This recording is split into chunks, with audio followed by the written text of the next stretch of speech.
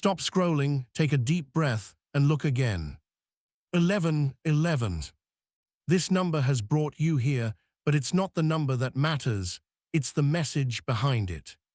Right now, Jesus is reaching out to you in a way you may have never experienced before. This is your confirmation, your sign, your divine appointment. And before this video ends, something inside you will shift. Beloved, listen carefully, because this is not a moment to treat lightly.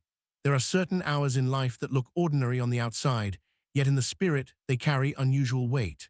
There are moments when heaven seems to pause over a person, when time itself becomes more than minutes and seconds, and when what appears to be just another part of the day is actually a divine turning point. And this is the meaning of the word being spoken at 12:00 sharp. God is placing something in your hands. This is not merely about a clock. This is not just about a number. This is about divine timing, divine order, divine release, and divine transfer. It is about the exact moment when what has been prepared in heaven begins to meet the life of the one who has been waiting, praying, suffering, enduring, and believing. The meaning is deeper than an object being given. It is about responsibility, grace, assignment, breakthrough, and the visible evidence that God has not forgotten you. 12 is not just a number people see on a clock and ignore. In spiritual language, 12 often carries the feeling of government, order, fullness, authority, and divine arrangement. It speaks of completion in one season and entrance into another. So when a message says, at 12:00 sharp, the deeper meaning is that God is not moving randomly in your life. He is moving precisely. He is moving intentionally. He is moving according to a time you did not invent and a wisdom you could not control. Heaven is not guessing about your future.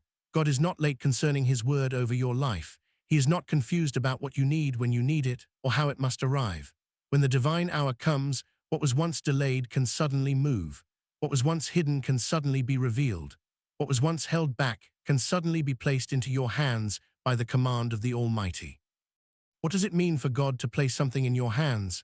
It means this is becoming personal. There are blessings people talk about, but there are blessings people actually hold. There are promises written in prayer journals, and then there are promises made tangible by the hand of God. To place something in your hands means it is coming close enough for you to touch, enough for you to carry, enough for you to steward, enough for you to decide what you will do with what God has released. It means this is no longer just a distant hope, an abstract dream, or a wish repeated in tears. It means what God is doing is becoming weighty in your life. It is becoming real. It is becoming accountable. It is becoming visible.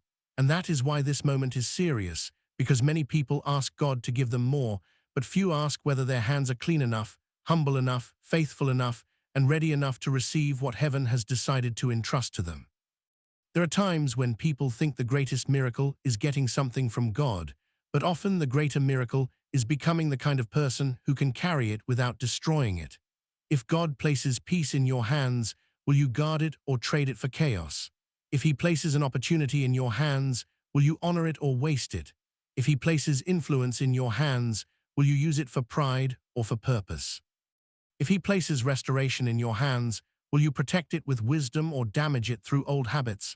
If He places a new door in your hands, will you walk through it with obedience or drag old unbelief into a new season? The message is not only that something is being given. The message is also that something is being tested. Your maturity is being tested. Your gratitude is being tested.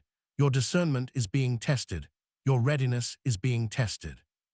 What God places in your hands must be met by a heart that understands the holiness of receiving. And when the script says Archangel Michael says this moment is divine, the meaning is not that fear should take over you, but that seriousness should awaken in you.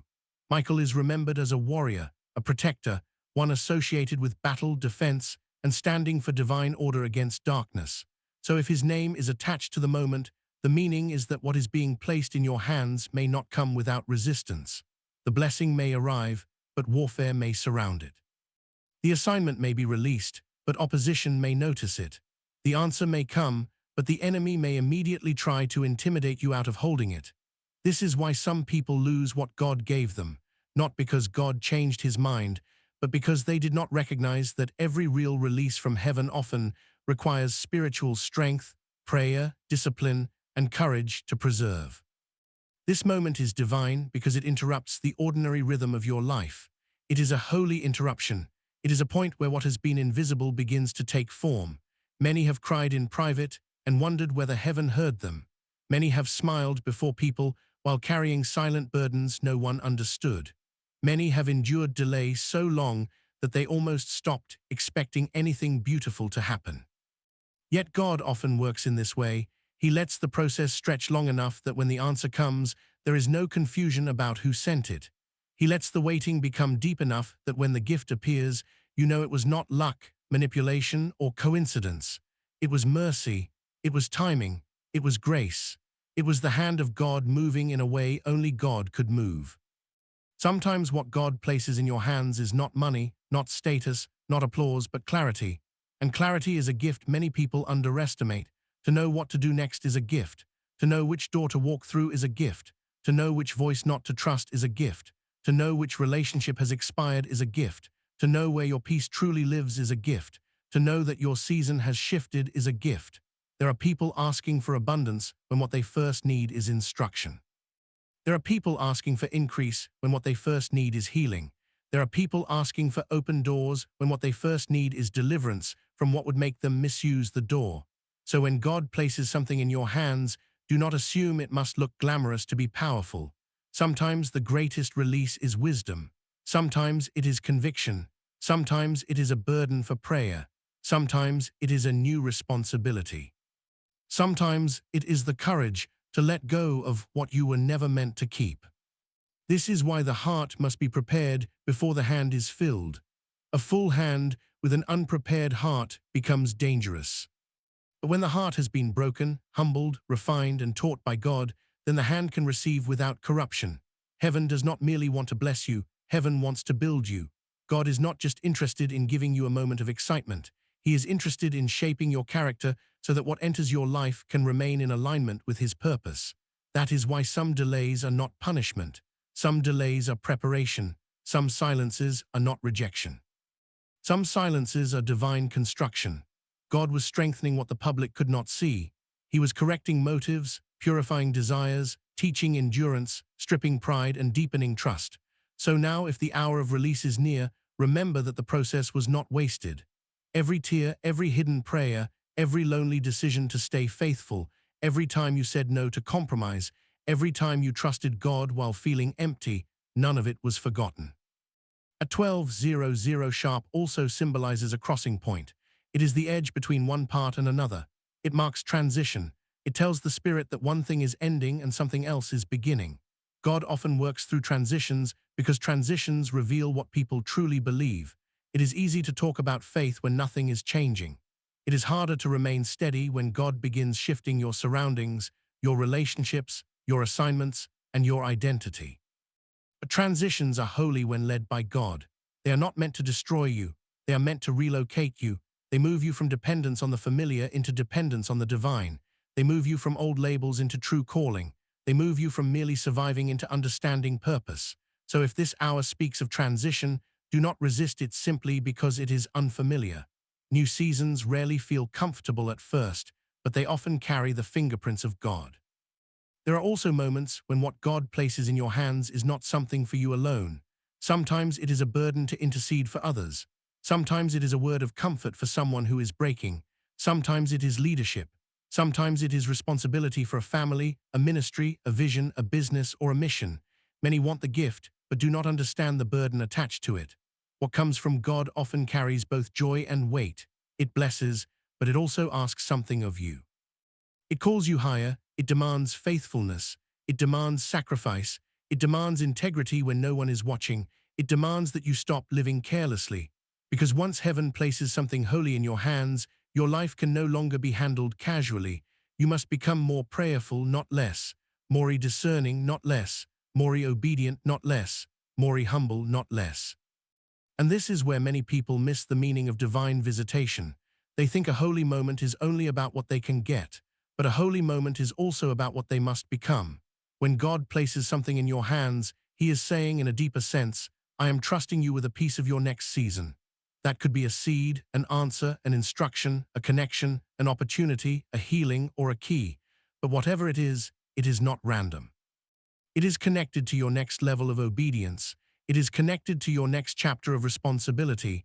It is connected to the unfolding of things you could not have forced with your own effort. God knows how to release the right thing at the right time into the right hands, and when He does, it is not for entertainment. It is for movement. It is for fulfillment. It is for alignment. It is for purpose. There's also a warning hidden inside the beauty of this message. Do not mishandle what heaven gives you. There are people who prayed for restoration and then treated it carelessly when it arrived. There are people who prayed for an open door and then brought old disobedience through it. There are people who begged God for greater influence and then used it to glorify themselves rather than glorify Him. There are people who received answers but forgot the one who answered. So if this hour is truly significant, then respond with reverence. Do not let your first response be arrogance. Do not say, I deserve this. Say instead, Lord, help me carry this well. Do not say, now everyone will see me. Say instead, Lord, let what you place in my hands remain in your will. Gratitude protects what pride can destroy. Humility preserves what arrogance can corrupt.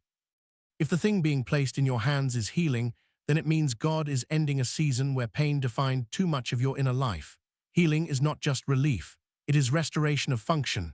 It is the moment when what was broken no longer controls your identity. It is the quiet rebuilding of strength where you once felt empty. It is the return of wholeness to places that learn to live in survival mode. If this is what God is placing in your hands, then receive it fully. Stop agreeing with the voice that says you must always remain wounded. Stop identifying forever with your deepest pain. The God who heals does not simply cover scars. He can create new strength where weakness once ruled. But healing must be held with faith. You must stop feeding the patterns that kept the wound alive. You must protect your peace, guard your mind, and walk away from what reopens what God is trying to close. If the thing being placed in your hands is provision, then understand that provision is not only about having enough. It is about seeing God as source. A person can receive money and still remain poor in spirit if they never learn dependence on God. But when provision comes with revelation, you begin to understand that your life is not held together by human strength alone. It is the Lord who sustains, opens, multiplies, directs, and preserves. Provision in your hands means new responsibility. It means stewardship. It means generosity. It means wisdom. It means the ending of panic-driven living and the beginning of trust-governed living. God does not bless merely so people can consume more. He blesses so purpose can move. He blesses so faith can breathe. He blesses so testimony can rise. If what God is placing in your hands is a calling, then this is even more serious.